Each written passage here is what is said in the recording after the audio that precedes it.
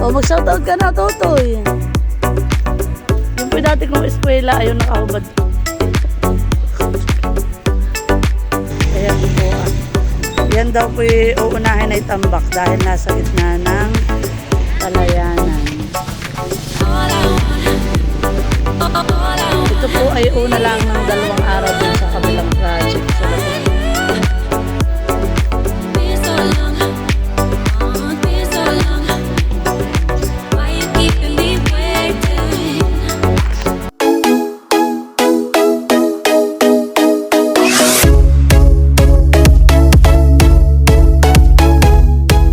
Ito po ang bagong project na Itay. Isa na naman bahay.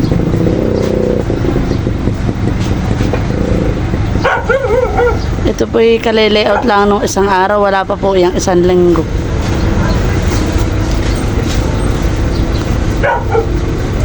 Nasaan ka din si Itay?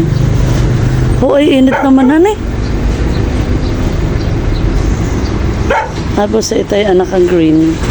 Kaya pwede lumapit. May galit naman itong aso ah. Sa atin ka magkakakain? Wala. Wala, binibidyo ko kayo.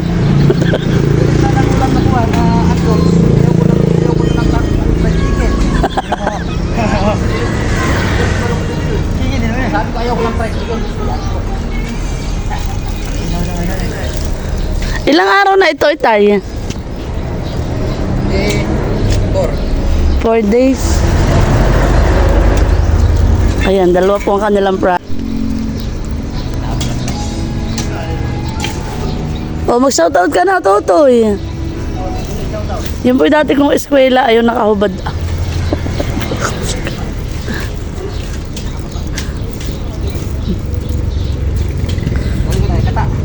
Hindi pa. Ang init naman doon. Ayan po ang kanilang project. 2 po yung magkasabay. Abay kabayo.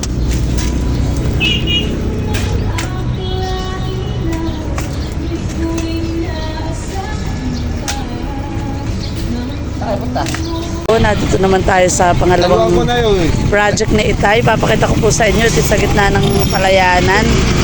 May dadaan niya itong motor. Ayan po ah. Yan daw po uunahin ay tambak dahil nasa gitna ng palayanan. Ito po ay una lang ng 2 araw doon sa kabilang project. Sila po ay magkasabay.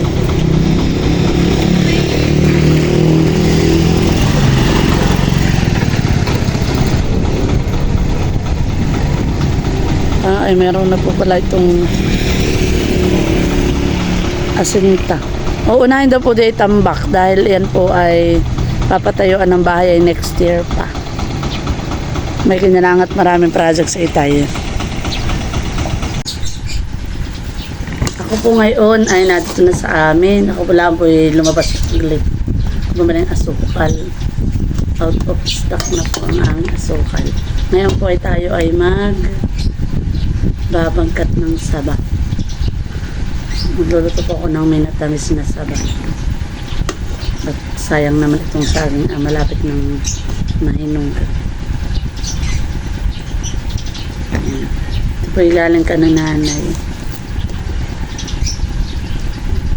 Medyo nakakasabik din po ang saba. Wala po si Dodotski at si Dodotski po inaka na Kuya Emil.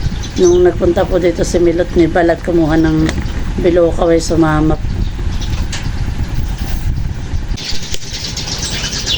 Ito na po yung saging na nahiwa-hiwa natin. Hiniwa na po natin. Ayan. Lalagyan lang po natin ito ng konting tubig at saka asukal. Tsaka po konting asin. Tapos ay sasalang na po natin ayan sa lutuan. Ayan, lalagyan na po natin ito ng asukal. Ayan, asukal.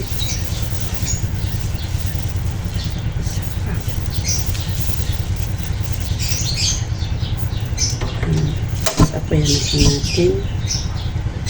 Mamaya na po natin lalagyan ng margarine pang malapit ng luto.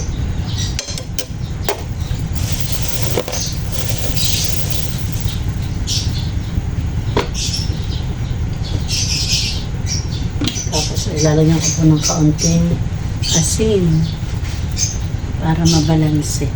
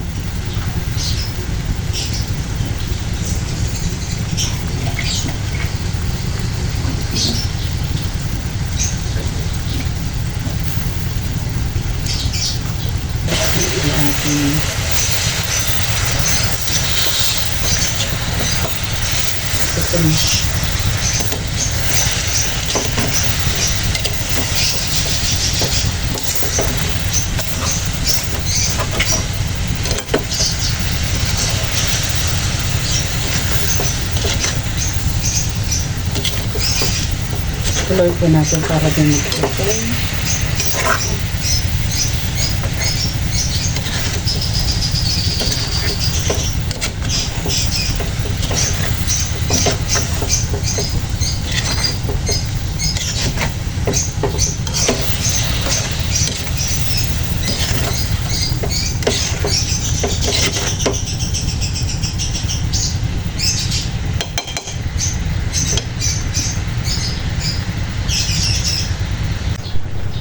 Ayan, medyo luto na po. Lalagay na natin yung ating margarine. Ito pong margarine, star margarine. Naalala ko nung kami bata, sarap nito sa kanin. Lalo na't mainit. Lagay na po natin para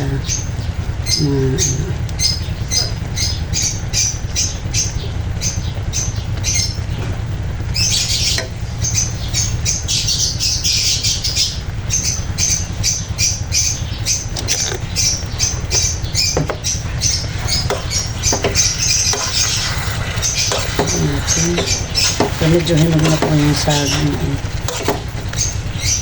Ito ang pampadagdag ng sarap. Oh, sarap na.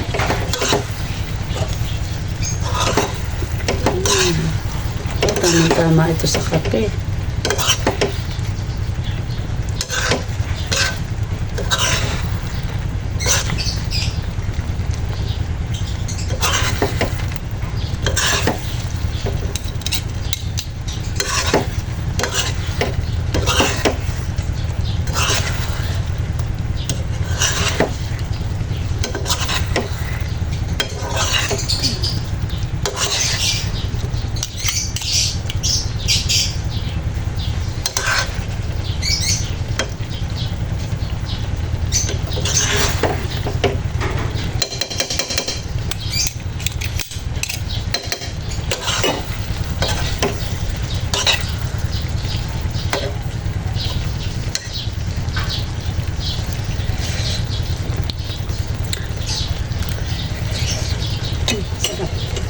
Ayan, luto na po.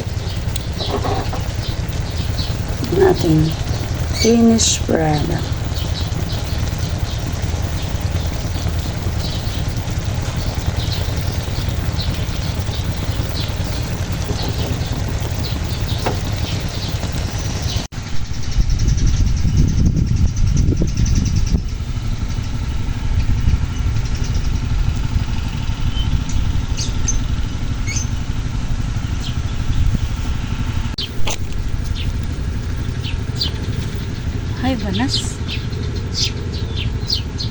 po yung nandito ngayon sa likod ng bahay.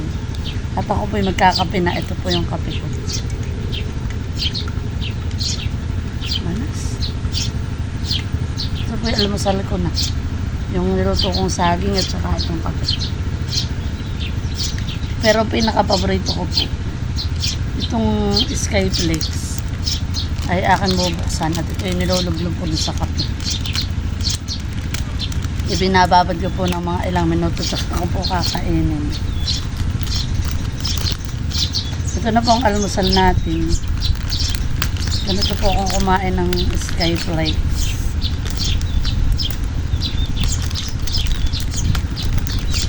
Akan pong hinihiwa-hiwa. Pinapera-peraso ng maliliit. Ako nandito sa labas at maginawa po dito sa bagat.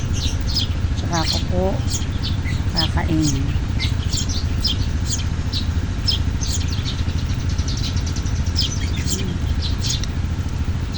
Namis ko ito.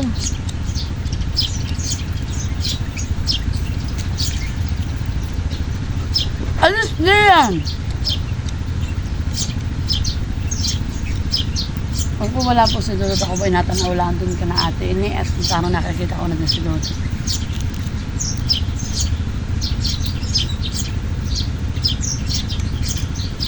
Marinig po ninyo sa background ay naandar ang mga makina, yun po yung mga water pump.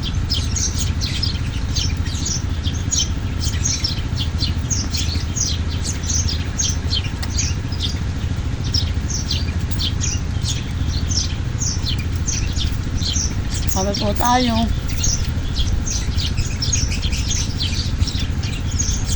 Ngayon po wala kaming pasok dahil buong June po kami bakasyon. Sinusulit ko na po ang paggising ng tanghali. Dahil nakabakasyon, pahinga. Dahil isang buwan na pahinga. Pagkatapos po na sabak na naman kami paghahanda para sa next school year.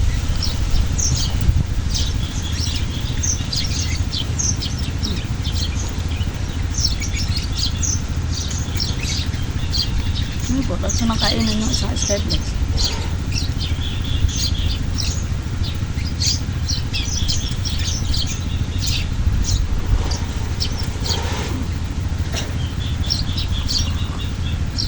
Hindi po ako makapanggala, sobrang init.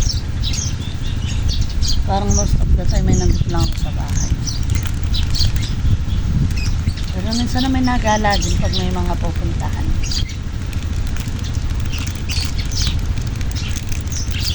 Ngayon po June 14, nakadalawang linggo na po ng bakasyon. Hindi pa ako tapos ng linggo sa bahay. Pangalwa ko na po itong Skyflakes. Parang hindi ko makakain yung saging na niluto. At ako'y busog na ito ah.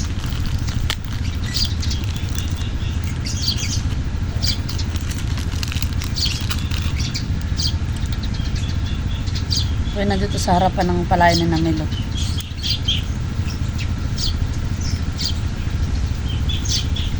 Po yung nilulublog muna yung tinapay.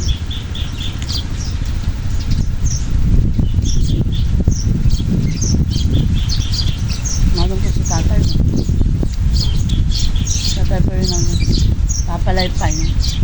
Ang ibig sabihin mo nagpapalaypay yung ginagamasan ng damo.